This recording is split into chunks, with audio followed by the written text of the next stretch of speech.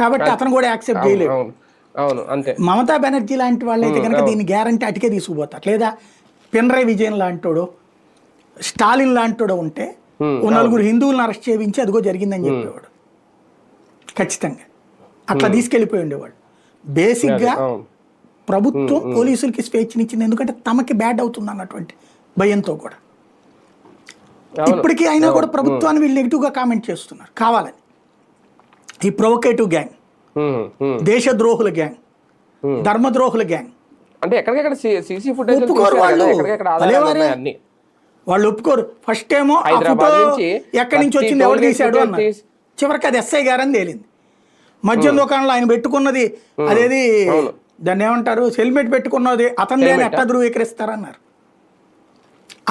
దాని ముందు ఉన్నటువంటి షాప్ ముందు ఉన్నటువంటి బండి లేకపోతే ఇక్కడ దొరికినటువంటిది మరి ఇవన్నీ నమ్మరట, ఇవన్నీ నమ్మరట.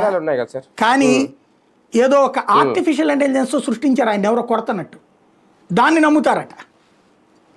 ఇంకోటి పోస్ట్ మార్టం రిపోర్ట్ రాకముందే వీళ్ళు పోస్ట్ మార్టం చేసేసారు.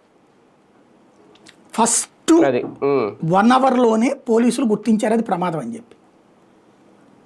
అక్కడ రాత్రిపూట్లు ఎప్పుడో పడిపోతే పొద్దున్న దాకా తెలియలే, పొద్దున్న 9ంటికేమో తెలిసింది బయటికి.